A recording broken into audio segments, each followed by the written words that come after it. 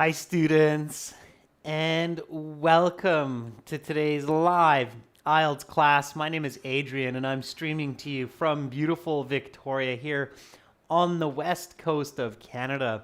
I hope everybody is having a fantastic weekend so far, staying healthy and staying strong. Hi, Roshonara. Watch the class and I'll give you lots of tips to enhance your English proficiency. Hi, Moha.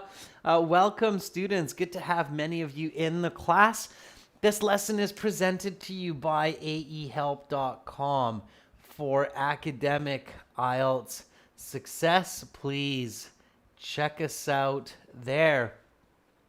For the general IELTS, visit us at gieltshelp.com, where we have loads and loads of materials to help you improve your English and your communication. Welcome, Aman. Hi, Arminder. Welcome, Harpreet. Guthami, hello back at you. Good to see many students in the class.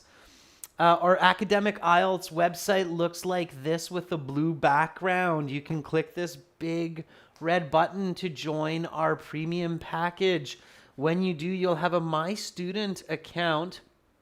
We're going to use this My Student account for today's listening lesson. So we're focusing on listening, but you've got lots of other resources here. You've got Task 1, Task 2, writing help. You've also got help for finding speaking partners for other students, and it's kind of like Skype or WhatsApp. You can chat with students, and if you're ready, you can also book a speaking interview practice with me as well. So lots of resources there. Welcome, Carolina, our chat moderator. Hi, Fardu Sabud. Nice to have members in the class. And this is our General IELTS website here for General IELTS students. Again, just click that big red button to join our premium package. It's a one-time payment for lifetime access, so it's well worth it. Okay, everyone, so today it's listening, and specifically we're focusing on listening sections part 3 and part 4. And we're going for that Band 9 success. A lot of you were in yesterday's class, which is excellent. To get our apps, and you can do the listening through the apps as well. You can get the app Academic IELTS Help from your app store, and General IELTS Help from your app store. You can link those to your web accounts. If you have questions, you can send me an email to adrian@aehelp.com. I will gladly help you out. Once I get the email, I will respond usually within 24 hours. So we've got a couple more classes tomorrow as well. We'll have a Q&A session for members, and we'll have speaking part 3 for everyone. Okay, so let's get into today's listening. All right, so yesterday we started listening, and part 1 was about a man who was registering for a gym membership. The second part was a tourism show where there were 2 people discussing the city of Calgary in Alberta, Canada.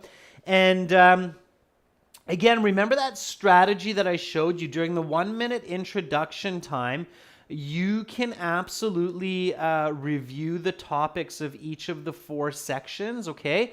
And yesterday we learned that part 3 is going to be a discussion between a student and professor, and part 4 is going to be a lecture about dinosaurs, specifically the famous dinosaur, the T-Rex, or the Tyrannosaurus Rex. Eugene, I'm doing fantastic. Thank you. Those emojis always putting a smile on the face of students. All right. Chinyere, Amach, I'm doing fantastic. Thanks for asking. So many courteous students. That's lovely. All right. So we're going to do our listening section 3. It's called part 3 now instead of section 3 in your IELTS exam. It's really just a synonym. Nothing fancy about that. It's just to decrease confusion between the different sections of the IELTS, the listening, reading, writing. versus the actual parts of the listening itself. Each part is 10 questions. So part 3 will be questions 21 to 30. And you'll have a little bit of a break in the middle there to do some more review, okay? So let's get into this. Let's do our listening. Students, I'm going to play the audio through my headset microphone here. So if it's quiet for you, turn up the volume. If you have a headset that you can use that. That might be helpful. And importantly, do not put your answers in the chat. Just wait until the listening is finished, and then we'll share the answers together. That gives everybody a chance to answer on their own, okay? So I'm going to hop back to our website here where I'm logged in to the academic website. And I've got lots of resources here, computer-based IELTS practice exams, over 100 hours of lesson videos. You can see there's tons of video material for all sections of the IELTS. And then you've got practice exams. We've got this audio CDs here. So I'm going to hop in here and go to my second CD, track 3. And let's begin this listening. I hope everybody is ready. Here we go.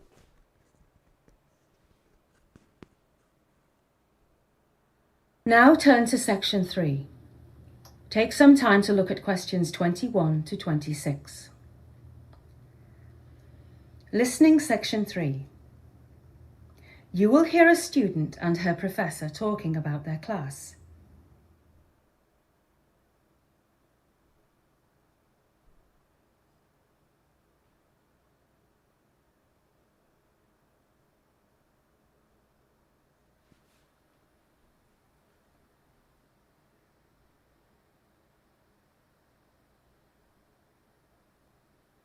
Now listen carefully and answer questions 21 to 26.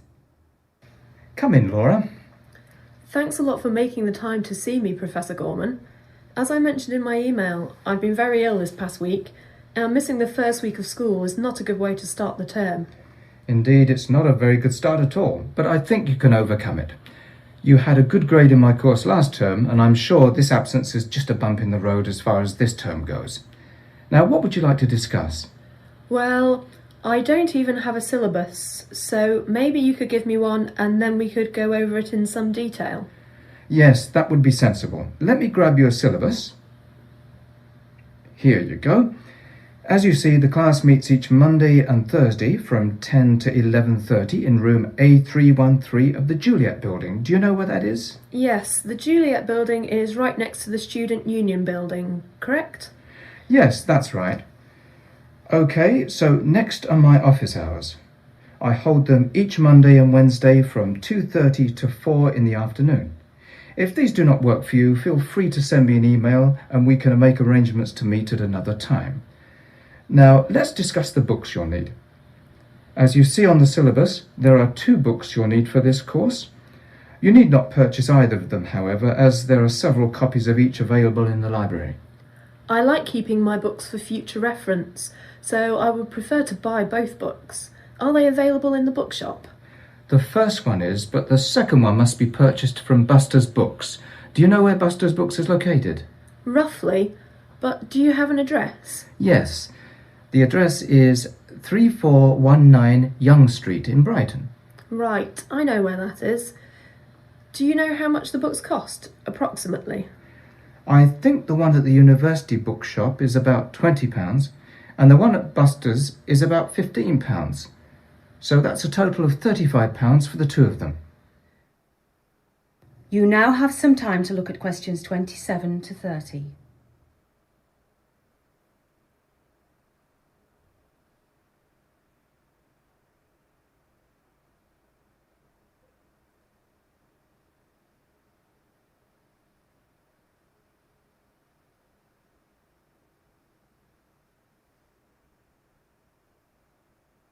Now listen to the rest of the discussion and answer questions 27 to 30. Great. Can we talk a little about the coursework required? Of course. There are 2 essays, 1 midterm exam, and 1 final exam. Wow, that's a lot of coursework.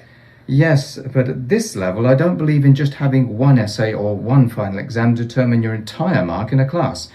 I like arranging it so that a student can have a chance to reflect on their ability and understanding of materials throughout the term. That makes sense.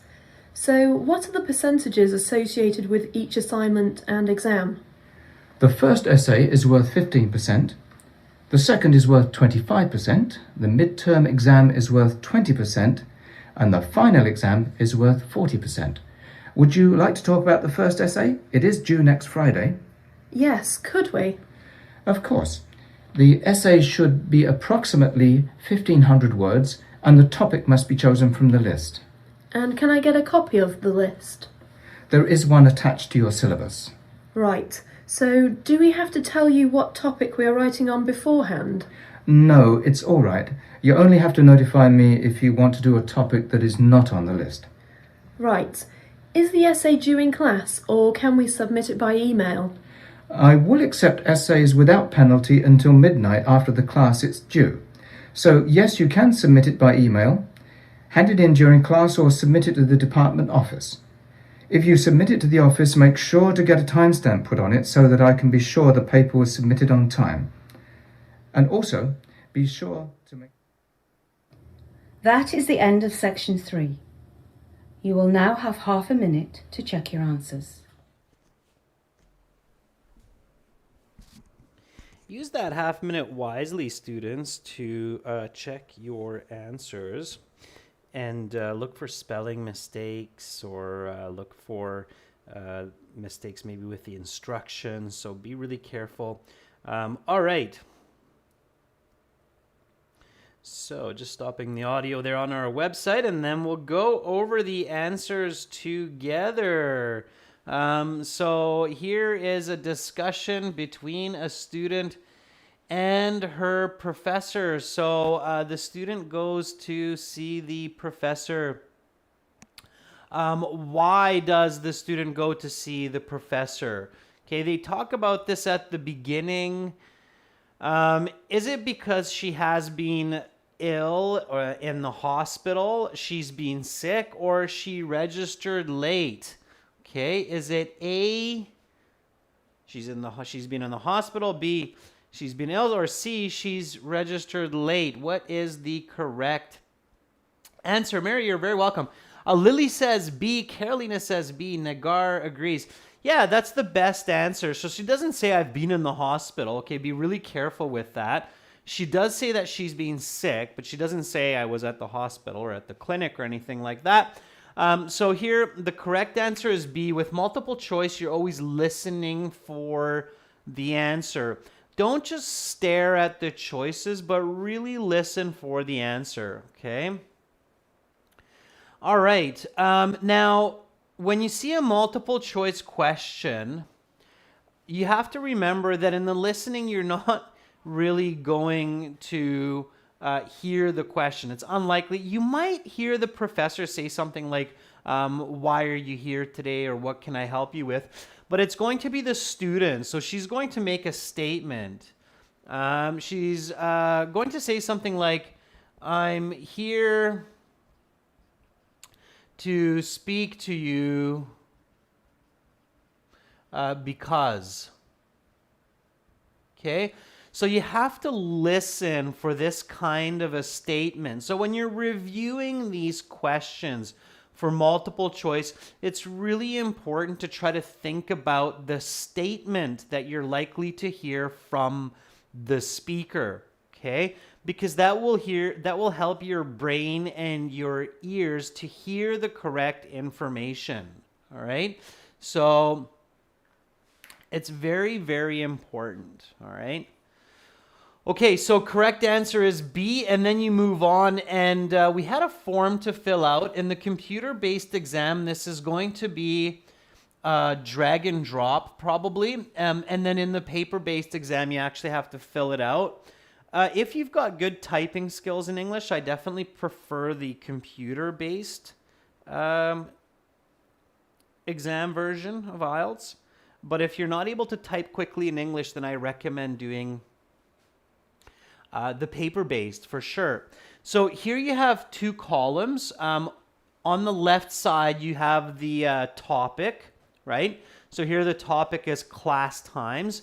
And then here you have the actual class time. So you have something and Thursday, 10 to 13. And this is a syllabus for the course. Syllabus means the information sheet for the course. It's called a syllabus when you're talking about a course. And many people are saying that's Monday. Dov Lutbeck, Lee Mien, Karan. I'll say the right answer is Monday.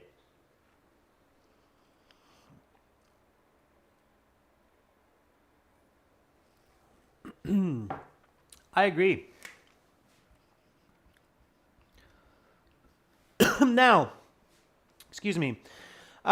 You don't have to write the full word. Okay, it's enough to write mun like that. Okay, an abbreviation, right? You can write it all capital as well. Mun like that. Especially if you're doing the paper-based exam, definitely use abbreviations. And if you really want to write the full word, which again, it's not necessary, do it when you're transferring your answers to the answer sheet, okay? But otherwise, it's not really necessary, okay? So, Monday. And then the location, so where this class is held, okay? Universities usually have multiple buildings, and this class is held in room A313. What's the building? Irfan Blueberry say it's the Juliet building, yeah. Yeah, like Romeo and Juliet. It's the Juliet building. This is the English spelling. You might have gone with the French spelling. Okay. They'll give it to you for both. Okay. As long as it's a correct spelling of the name. Now, when they give you a common name for part 3 or part 4 of the listening, they might not spell it for you if it's a common name like David or Juliet or Sarah. So it's good to be familiar with some of the common names in English and the common spellings of those names in English.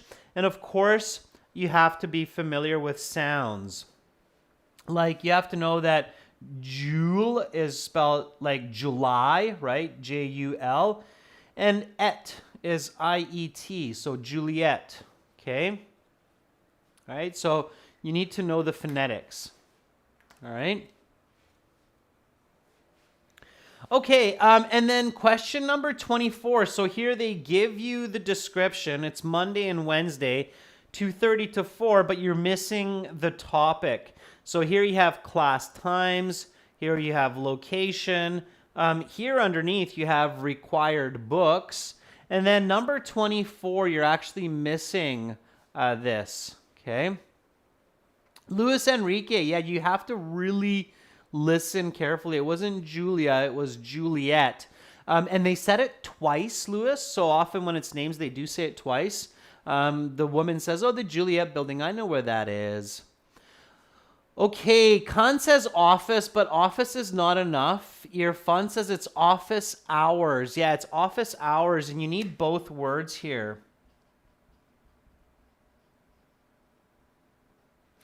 Now, if you're not sure how to capitalize, look at class times, big C, little t. You can do the same. Certainly, they will give that to you. Okay, so office hours. Office hours are Monday and Wednesday, 2:30 to 4. Okay. All right, great.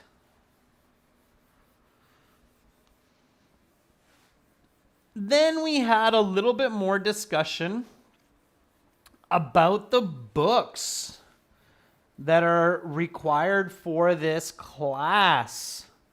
Yeah, absolutely. The books are pretty expensive here in Canada for your university classes, but you can often borrow them as well. There are other solutions. Here it's the UK, so they're talking about books in pounds. Okay, so the required books. Book 1 is available at the bookshop and it costs something pounds. Now they have the symbol here, so you don't need to put that into your answer sheet. You just need the number. Okay. How much does book 1 cost? Okay, a lot of you are saying, well, it's 20 pounds. Yeah, 20 pounds. It is. That book costs 20 pounds.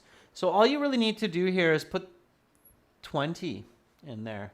It's roughly like 40 something dollars Canadian, which is not too bad. I had books that cost me $100 or more in university. All right, so book 2, it's available at, so clearly here it's a location and it costs 15 pounds. Okay, so where can the student get this book? And the student actually says that she likes to buy her books. She says, I like to buy my books. I like to keep them. Lily says it's Baster's books. Blueberry says it's Buster. Blueberry, be confident. You got the right answer. Just make sure you capitalize it. Okay. So Buster's. Yeah. You have to make sure that you don't accidentally confuse 25 with the answer. The ... means you need, this is the question number. Okay. So, all right. So book 2 is available at Buster's Books. Buster's Books. Now, you need the apostrophe S before or after. We don't know if it's plural or singular. That doesn't really matter. But it does show possessive, so it's Buster's Books. Notice how the B is big. So it's showing you that it's the name of a bookstore. Okay. So it's Buster's Books. Okay. Yeah, confidence is really important, Blueberry. Absolutely. Okay. Yeah, Mi Yen, that's an important point, is that for part 3 and part 4, they might not spell every single word. The only thing they're going to do is just repeat it. Okay?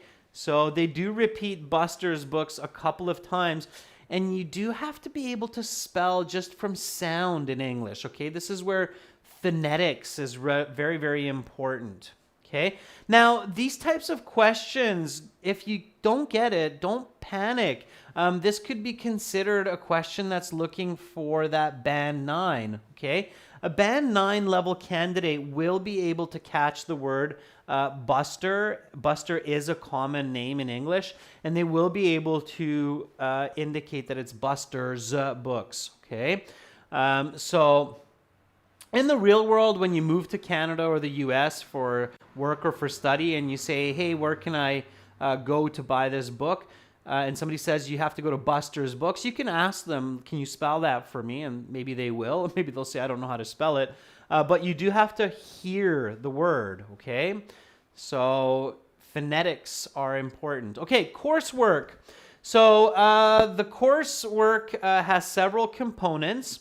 The first essay is worth 15%. The second essay is worth, we don't know how many percent. The midterm is worth 20%, and the something is worth 40%. So 40 plus 20 is 60. Plus 15 is 75. So logic tells me that the answer here is most likely 25.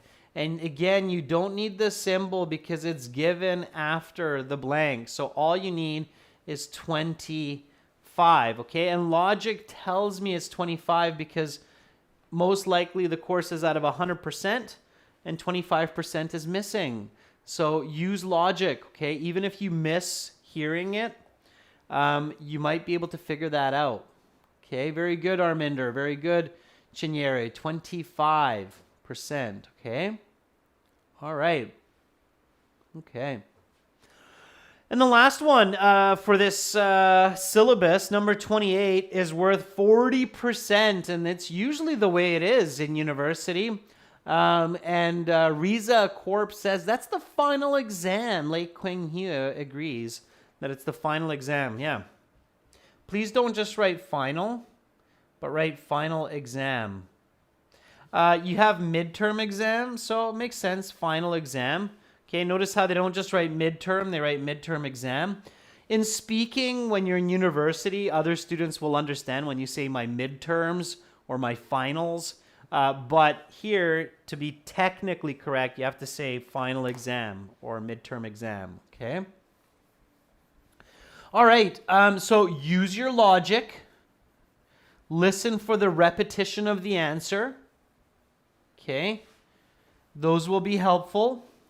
And practice phonetics for names like Buster and Juliet. Those are really, really important. Okay. All right, we've got a couple more questions.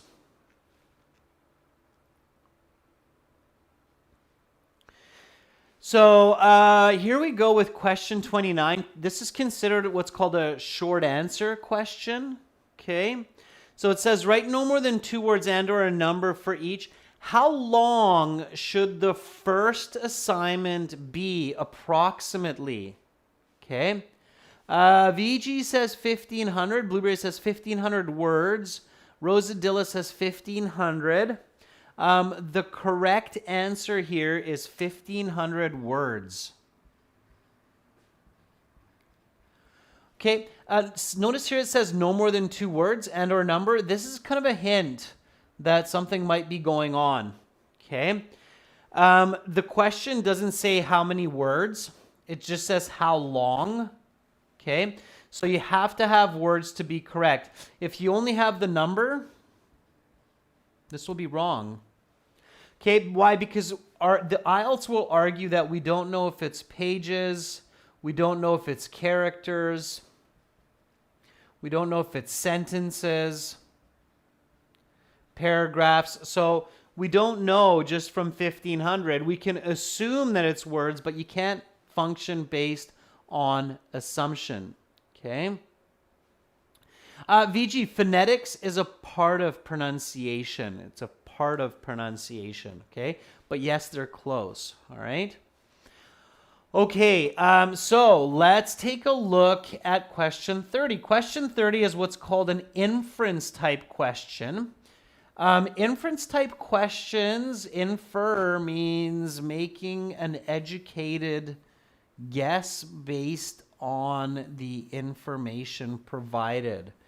So for question 30, you had to listen to a few different points said by the professor so that you can get the right answer. And question 30 gives you the context, okay? So question 30 says, the student's class ends at 11:30 a.m. on the day the paper is due. Decide whether a paper handed in is on time or late. Okay. Write the correct letter A or B next to question 30. So A, the student receives a late penalty. So you just write A if you think the student will receive a late penalty. And B, if the essay is on time, then there's no penalty. Okay. So here is the situation. The situation is the paper is handed in at 5 p.m. the same day, dropped off at the department office with no timestamp received. Is it going to get a late penalty or no late penalty? Okay, Mirage says B, no penalty. Huang Nguyen Tai says it's A, there is going to be a penalty. And there seems to be a bit of disagreement in the chat. Arminder says A, there's going to be a penalty. Why do you think there's going to be a penalty, Arminder? So Huang Nguyen Tai, why do you think there's going to be a penalty?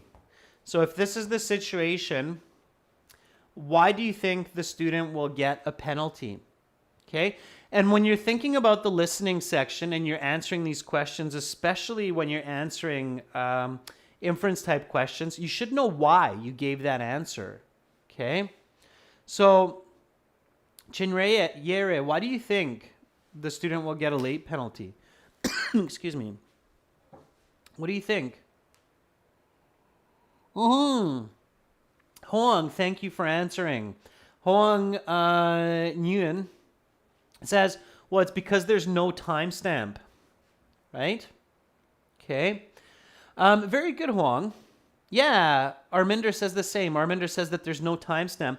Absolutely. The professor very clearly says that if you hand the paper in, even if it's on the same day, after class, and 5 p.m. is after class, so it's after class and there's no timestamp. And the professor says, you have to get a timestamp so I know that it was handed in on time. Okay? Department offices get lots of papers and essays from lots of classes. It's not their job to tell a professor that, oh yeah, that student was on time. No, you need to get a timestamp. So you need to tell the person in the office, and this is real world, so if you're doing university, pay attention to this. You need to say, can you please stamp the paper that it was received at this time? Okay? Pretty strict. Universities, especially in the UK, Canada, especially good universities, they're strict about these kinds of points, okay? So the correct answer here is A. The student receives a late penalty. Usually late penalties per day are 10%. So depending on which university you're going to, it's 10% per day. And then I think after day 3, it's a fail. Okay. All right. Good. How did you do, students? So what was your mark out of 10 there? Okay. So that was part 3. How did you do out of 10? For part 3, your goal should be, I would say, 6 or more. Okay? 6 or more. This should be your goal. If you're getting less than 6 correct for part 3 and part 4, it's going to be really tough to get a good band score. Okay? Manny says only 5. Karan says, I got 7. Lily got 7. Nitika got 9. That's pretty good. Jack, you got to work on it. 4 is not going to be enough. You can't be losing 6 marks on one section. Farid says 7. So if you got 7, okay, Chinyere, it's good. Arminder, 9 is fantastic. So if you got more than 6, that's great. If you got 8 or 9 or 10, that's wonderful. Okay, then you're definitely on your way to a better score. Okay, so let's jump right into part 4. Okay, now part 4 is a little bit different. There's no break, so it just goes all the way through from start to finish, giving you all of the 10 answers, all right? So we're going to get into part 4, and we know that part 4 is going to be dinosaurs, especially the famous dinosaur, the T-Rex. All right. So I'm going to hop over here. Again, remember, students, wait with your answers until the end so that we can share them. You did a good job this time waiting until the end, and then we'll share them at the end, okay? So we'll go over them and then talk strategies. So here we go with listening part 4. All right, get ready for it. Battery 80%. Now turn to section 4. Take some time to look at questions 31 to 40. Listening section 4. You will hear a lecture about the dinosaur Tyrannosaurus rex.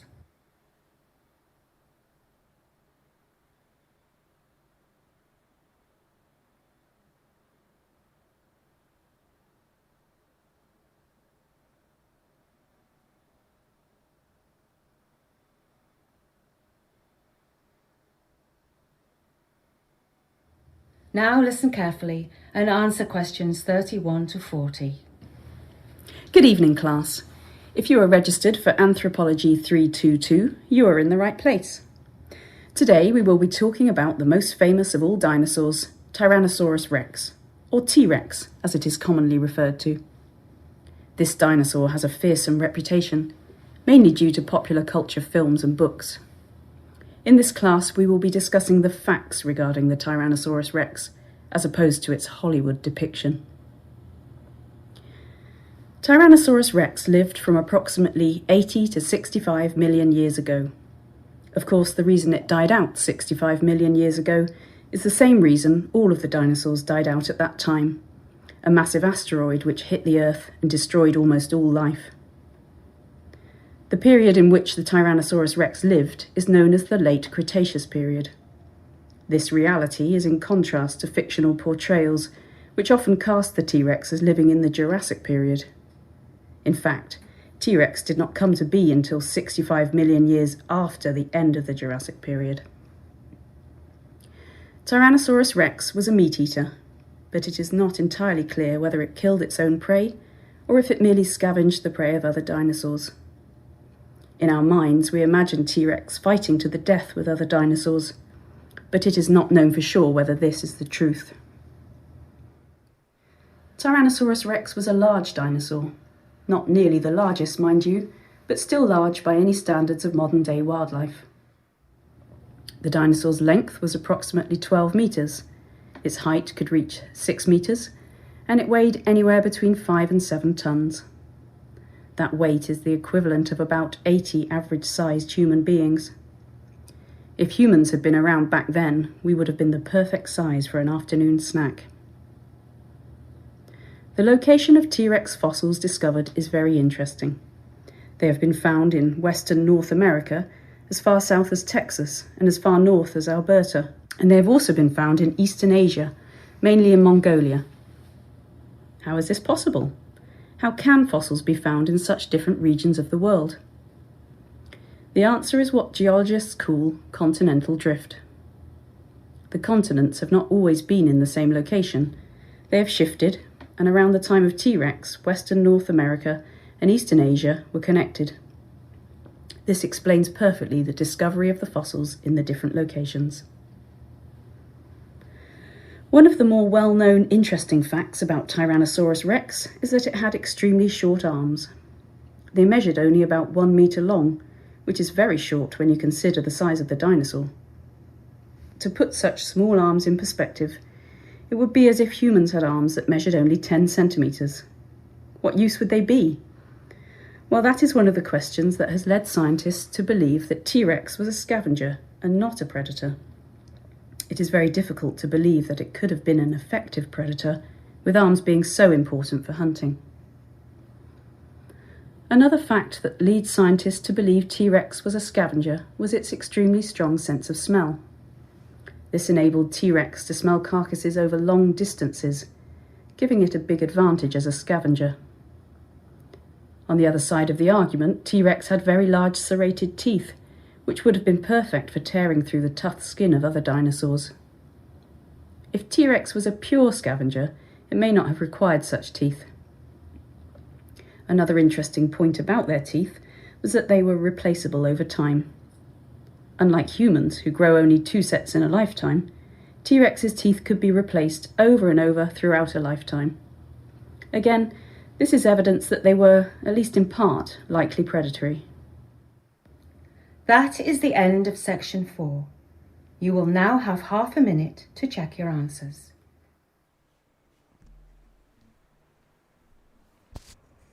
Okay, and again, check those answers, and then you'll have 10 minutes to transfer them to your answer sheet in the paper-based exam.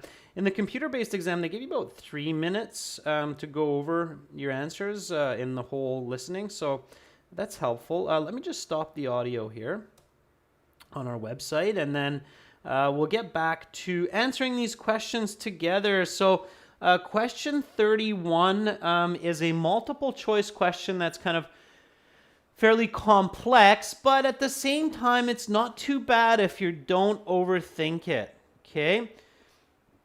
So 31 says, which of these events happened 65 million years ago? 1, the dinosaurs became extinct. 2, Tyrannosaurus rex came into existence. 3, Tyrannosaurus rex died out. 4, a large asteroid hit the Earth. And then here are your options. So option A is 1 and 3. So dinosaurs became extinct, Tyrannosaurus rex died out. B is basically all of the above, so all of these. And then C is 1, 3, and 4 without Tyrannosaurus rex coming into existence. So it looks tricky, but it's really not if you use logic. Again, logic is your friend. You'll do okay, all right? So here the correct answer, according to many of you, so Irfan, Hoji Akbar, Aman, Arminder, they all say C. And C is the correct answer. Okay? Makes sense, right? Dinosaurs became extinct. The word extinct means to die out. Okay, that's the phrasal verb. Tyrannosaurus rex is a dinosaur. So dinosaurs become extinct.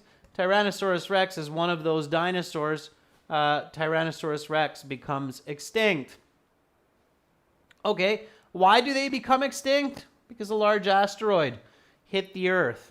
Tyrannosaurus rex comes into existence millions of years before this event happens, so that's why this one is not a part. Okay, so logic helps a lot.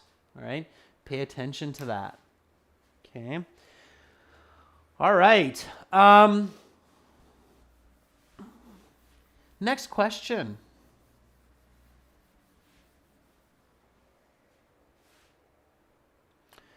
Tyrannosaurus rex lived during which time? The Jurassic period, the late Cretaceous period, or the late Triassic period? A, B, or C? Okay, Lasmi says A, Manta says A, lots of A's coming up. Shoruk says B, Hemant says B. Yeah, Hemant, why do you say B? Arminder, why do you say B? So the correct answer is B. Unfortunately, Hollywood is confusing a lot of you. Okay, so late Cretaceous. The lecturer, the professor makes an important point about this. What do they say? So late Cretaceous period. Okay. Why? What does the lecturer say? Can anybody remember? You should always, when you're doing listening, by the way, it shouldn't be a guessing game. Again, I repeat, it should not be a guessing game. You should be able to explain to another person why it's this answer. Okay? So why is it B? So Arminder says that the lecturer said something like the T-Rex didn't come into existence until like 60 million years after the Jurassic period. Yeah, absolutely. Okay. If you didn't catch that, then check the transcripts, right? So here in this book, you'll find the transcripts. I think it'll be around page, let's see here. Around page 202. Okay, let's do 2.4. Okay, so the transcripts are what you hear in the audio. And oh,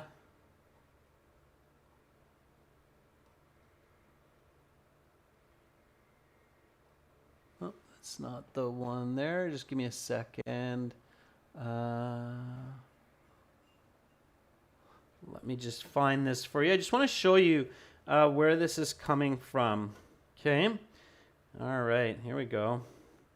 Now we're on the right track. All right. So, there we go.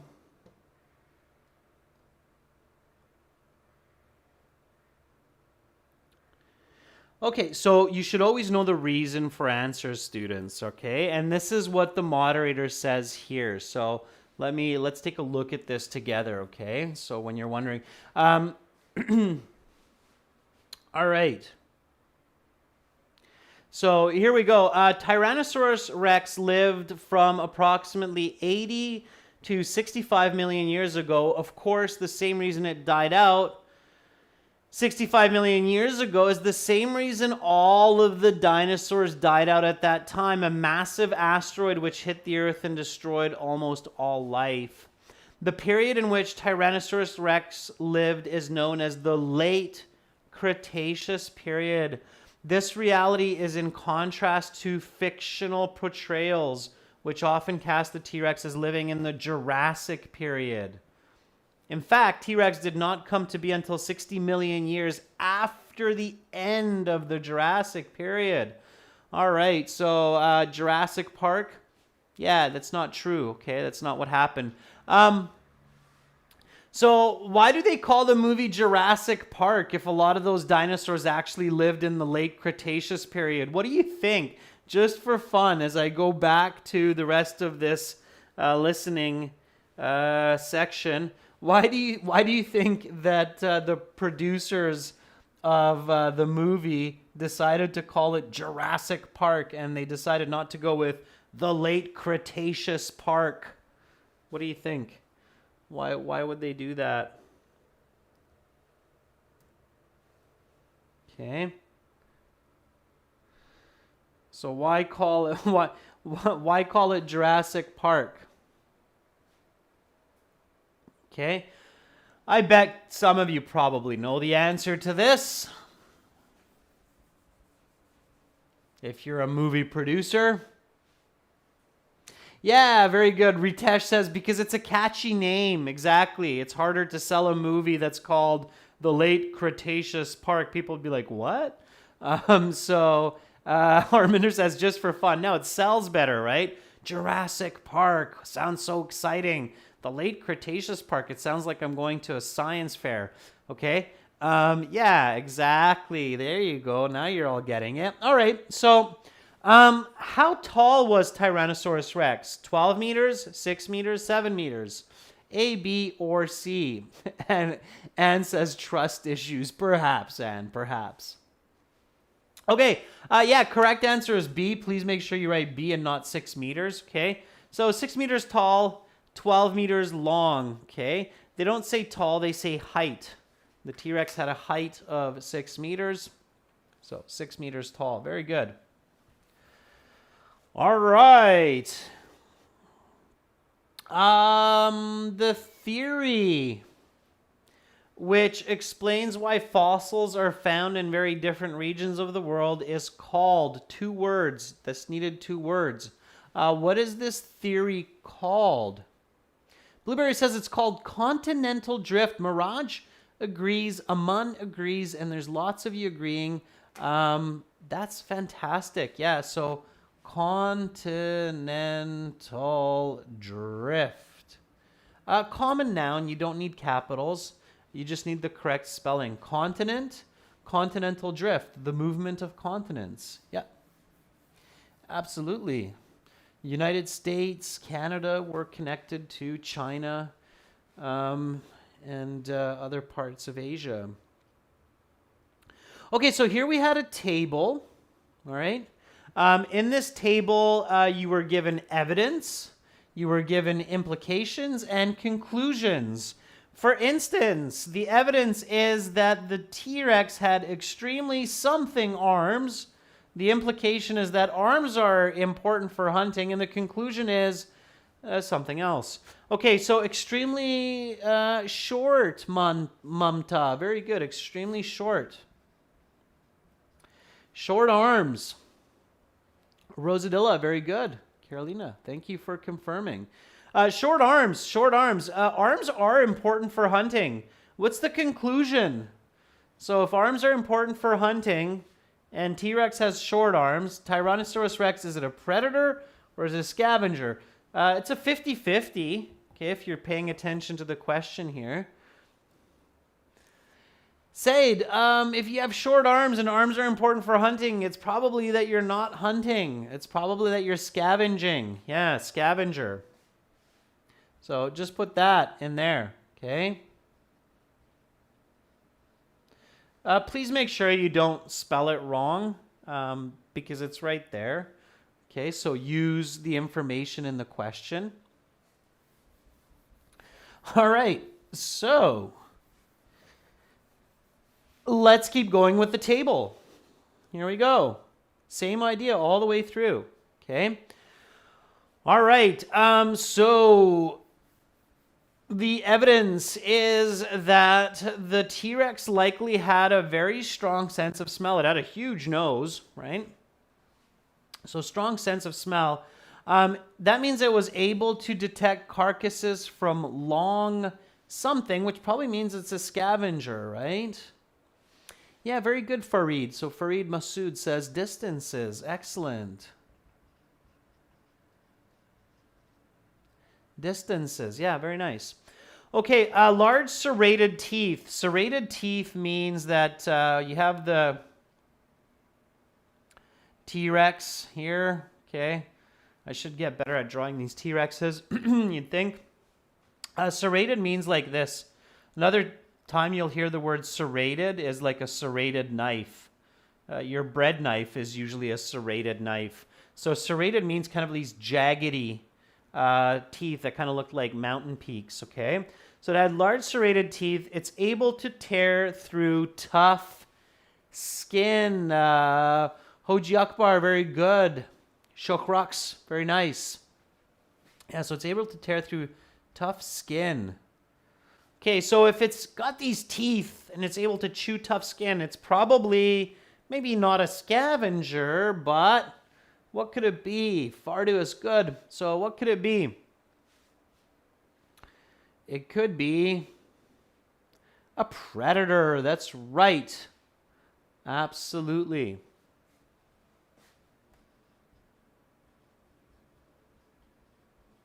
Again, don't spell it wrong. You have it right there. It's a 50-50. All right. Okay, and then its teeth. There's something else that's kind of fun about the T-Rex's teeth. I'd love to have a T-Rex tooth in my collection of artifacts. So if anybody's got one, hook me up. Okay, there was something else that was fancy about the teeth of the T-Rex. And because of this, it didn't have to be careful with its teeth. Hemant says the teeth were replaceable. Vicky Vines agrees. Arminder says they were replaced. Arminder, you need the word replaceable in this case. Okay? So, replaceable. Okay?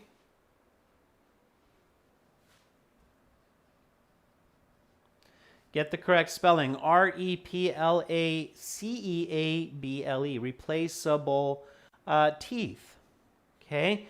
Didn't have to be careful with them. It was a predator. All right. So that's it about the T-Rex. A fun dinosaur. A favorite for many. I'm sure some of you have probably seen T-Rex fossils in a museum somewhere. There are some famous ones out there, around there. Okay, everyone. So what did you get out of 40? We have many students who I'm sure were here yesterday and today. Now, if you just did part 4, hopefully you got more than 6. How did you do out of 40 for yesterday's and today's class? So Lei Huen Yuen says 31. I'll show you where you can check your mark. So if you go to our websites, at the bottom of our websites, AE Help or IELTS Help, you'll find this score calculator. Okay, you click on that, and up pops your score calculator. The listening section, okay, it's out of 40. Nguyen got 31, so you type 31. And 31 would be a band score of 7. Okay, so you've got a band score of 7, which is pretty good. Okay, score 7 is not bad. Nitika Goyal says, I got 37. 37 is an 8.5. So very good, Nitika. Okay. Saeed, yeah, 31 equals 7. That's correct. All right. Arminder, how did you do? Chinyere, how did you do? Yeah, Saeed, that's right. Really, it's a 7. Okay. Hoji Akbar says, I got 34. Yeah, we're using the official marking system of IELTS here, so these are your scores. 34 is a 7.5. Let's see where 7.5 starts. 32? Yep. So that's the difference between 31 and 32. 31, band 7, 32, 7.5. Okay. Irfan is asking, what is 38? 38 is still an 8.5. Band 9 is 39 or 40. Okay, so you can only get one wrong if you want a band 9. All right. Just meet 35, I believe, is going to be a band 8 maybe. Yeah, that's right. So 35 is where the band 8s kind of start. Okay. Ruben Mala says, can you please check 29 for me? Yes, I can. 29 is a 6.5. Okay. All right, students, you can check your scores on our website. Okay. There's a score calculator there. So go to Academic IELTS English Help or aehelp.com for your academic IELTS and glshelp.com for general IELTS. Again, if you like these classes and you want some HD video lessons, join our premium package. Click that big red button. You'll really like it. Okay, lots of great materials. That's it for today, students. But tomorrow, I'm going to be back with a Q&A session for members. So if you're a member of our YouTube channel, you can ask me any question about IELTS or English in tomorrow's first class. And in a second class, where everybody can join the chat, we will have speaking part 3. So make sure to subscribe. Make sure to get our notifications so you get all of our great materials and posts and live classes. And hopefully I will see you all tomorrow. I'm Adrian. I'm signing out from beautiful Victoria. Thank you, members. Thank you, Carolina, for moderating. Thank you, students, for watching. Have an awesome rest of your day, and hopefully I'll catch you tomorrow. Bye for now.